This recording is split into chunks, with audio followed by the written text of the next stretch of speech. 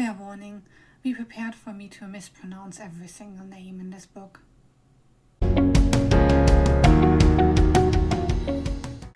Hi guys, I'm Kat, welcome back to my channel and another review. Today I would like to talk about Children of Blood and Bone by Tomi Adeyemi. In the world of Orisha, potential magic users are called diviners and come into their power when they turn 13, when they become a magi, and they are easily recognizable by their stark white hair. They are oppressed and mistreated across the country after a certain event called the Raid 11 years ago, when the king set out to make magic vanish because he thought magi had too much power. Plus one of them killed his family back then, and he really holds a grudge. His response to his family dying is genocide, so that's a grim start for the book already. Silly is one of those diviners, but because magic vanished, she never developed a power, but you can still tell she's a diviner just by her hair. Her mother was one as well, but died during the raid, something that scars Silly to this day, obviously. It's a pretty gruesome event when you go through it in the book. The book starts off with Silly being at her staff fighting training and sparring off with another girl. Then guards come by and demand increased taxes from her teacher, who is hiding this whole staff training under the guise of her being a seamstress. After the guards harass Silly, she rushes home because she realizes that she should have been there and watching her father anyway. But when she gets home, it turns out that the guards have already been there, and because they don't have enough money, her father set out on his boat by himself and nearly drowned. Then her brother comes back and accuses Silly of always just going ahead with things and never thinking anything through. But after their father recovers a little, Silly and Sign set out to a market in a nearby town to sell a specific fish that they caught like a day or two ago to raise the money for those taxes, because otherwise Silly might face the stocks, which is the same thing as slavery, essentially. The second POV you get to see is Princess Amory, who suffers under her parents. Her dad is somewhat abusive. Her mom distant and not quite on board with her because colorism plays a role, for nobility at least. The lighter you are, the more obvious it is that you don't have to be in the field and work in the sun. But Amory is fairly dark skinned, so she always gets a side eye from everybody at court. Hey Cleo. Amory's best friend and mate, Binta, which otherwise I would say is a highly unlikely relationship or friendship because you're on such unequal footing that it makes a friendship nigh on impossible. But since you see it from Amory's perspective, you know that for her at least it's true, and Binta is her one friend. So Amory gets to see how her father kills Binta. Binta is a diviner as well, and it turns out there are magical artifacts left that, when touched by a diviner, give them back their magic or awaken their magic, depending on where they are in their life. So Binta touches a magic scroll and then King Saren murders her instantly. This is the turning point for Amory. She snaps and steals the scroll and flees from the palace. On her way out of the city, she encounters Silly and makes her touch the scroll, which then awakens Silly's powers. After that, Silly and Sign help Amory escape from the city. Unfortunately, they lead all of the guards to their hometown, which in the aftermath of that burns to the ground. But Silly's father, her teacher, Sign, Silly and Amory herself make it out in one piece. And after her teacher, who used to be a seer and only escaped the raid because she shaved her hair off in time. Okay, she didn't shave it off, there's more to that, but she managed to escape the raid. She turns out to be a seer and tells Silly that she needs to head to a certain temple. The third POV is Amory's brother and the crown prince, Inan. He is tasked with rescuing Amory, because at that point they still think she was being kidnapped rather than fleeing from the palace, and recovering the scroll before it can give back magic to more diviners.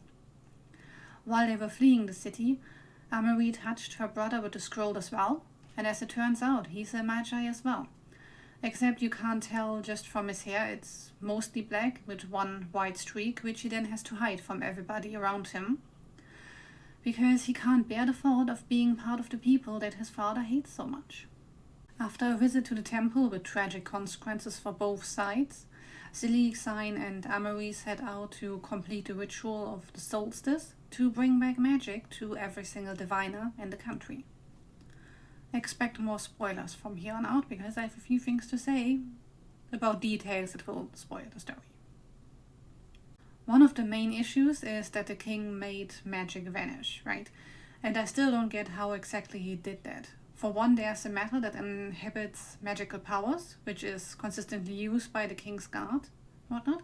So far so good, but that doesn't tell me how he managed to make magic vanish in the first place before he sent his people out to commit genocide.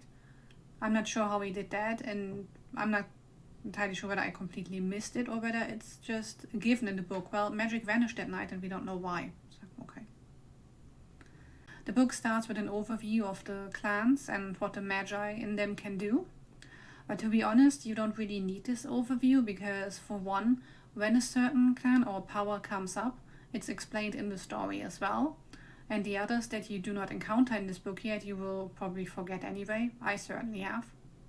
As part of good world building, there might be quite a few words that you want to look up while reading, for food, clothing, and some bits that are not explained, like sign, place, akbu.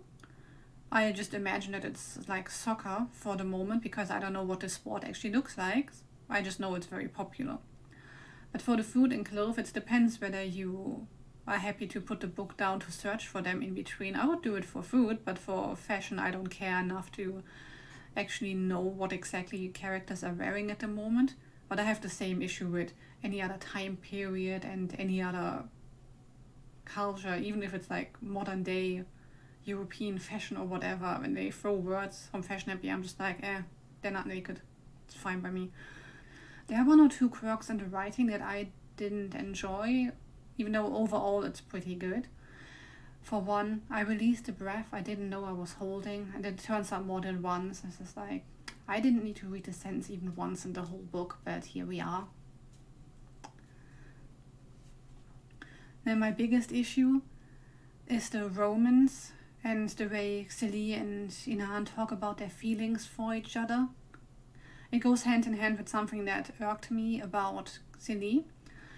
At the beginning, she's very angry with Amory for the role her father played in the raid and whatnot, even though Amory herself had no part in it. She was like 4 or 6 at the time, so she had no part in it either.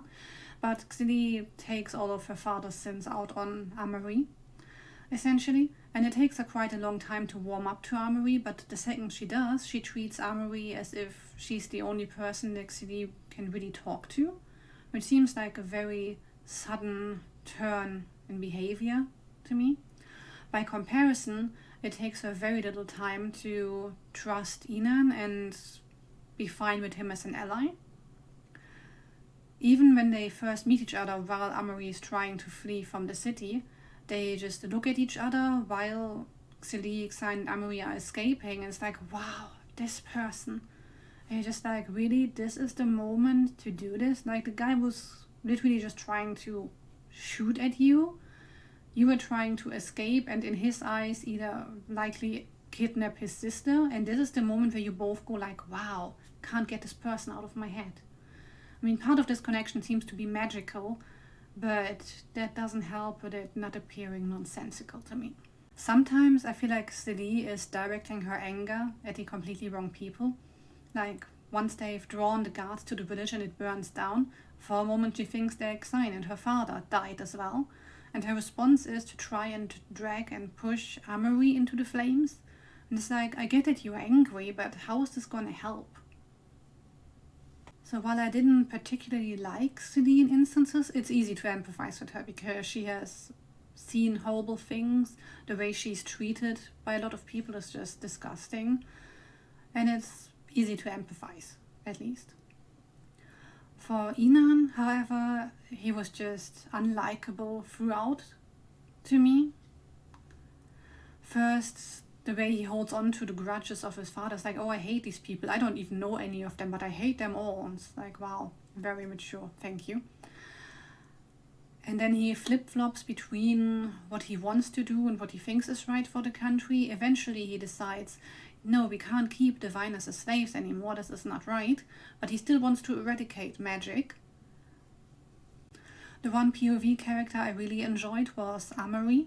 Despite her place in society, you can easily feel for her when she talks about how much she cared for Binta and how much she disagrees with what her father does at points. And she never questions whether she should bring back magic or not. She sees the scroll, she steals the scroll, and she's like, yes, we're going to do this. She is fearful in some instances, for example, when they experience their first real battle. She's just cowering in the corner and is not of much use, but that seems like a fairly human reaction to your first experience of violence to me. She improves over the course of the story though, and picks up a weapon when needed to protect others. And eventually she's ready to face off against her father and fight him in a proper sword battle as well. There's a budding romance going on between Xine and Amory. It doesn't get to bloom in the first book, but I imagine there will be more of it in the second book. At least I hope so. But it is a lot less annoying to read than the pining bits between Inan and Xili. The group in general, and Xili in particular, okay, Inan as well if you will, make decisions that strike me as daft and that I really can't follow. Like at some point they come across a diviner camp in the jungle. They are just hiding out there. There's a bit of a misunderstanding in the beginning when the diviners in this camp think that those guys have come for them because Inan is obviously in king's uniform as well. So they capture Amory and Xine, and then Xili and Inan build a truce or come to an agreement to try and save those two. After all of this is settled, all of them are in the camp, and the diviners there get to touch the magic scroll as well, and some of them recover their powers. At which point they decide we should celebrate this. So they send some people out to get provisions in a nearby town. And then they just spend the whole day there until the next evening so they can have those festivities. While Xili and Inan try to get into this camp, there are like 50 guards surrounding it and they have real trouble getting through. But once the festivities start, apparently everybody went there to get drunk and eat or whatever, because not a single person noticed the guards coming up to this camp and then attacking it with the whole platoon, murdering most of the people in it. The whole thing ends with the burner magi, who recovered his magic over the scroll as well, incinerating the whole platoon along with himself because he overdoes it with his magic. The response in Xili for this is questioning whether she should bring back magic at all because this one person has just done so much damage. At which point I was like, yeah, okay, that is a lot of damage, but you do know that was self-defense, right? Because that is not the same thing as what the guards are doing, and that is another reason to not bring magic back to end the stocks and slavery. I was a bit confused about the size of the country as well. When Xine, Xili and Amory flee from the temple, the bridge collapses behind them, and Inan and his troop just sit there for 3 days while builders fix it. And then he still almost instantly catches up to them. And there's an instant later on, after the diviner camp, Xili gets captured.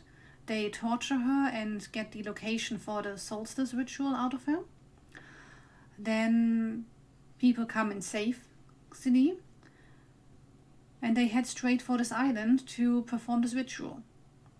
And yet the king has enough time to collect his troops, go to Xili's village, or what remains of it, capture her father and get everybody to the island before the heroes get there. And I don't know how organized or well-oiled this army is, but it was close to teleportation, feels like. I know there's a lot of complaining going on in this video, but it's overall a really good story. Just because I didn't particularly like one or two of the characters didn't mean they were any less interesting to read. So overall, I would still give it this cat and read the next one as well. Thank you guys for watching. I'll be back next week with another video. Bye guys!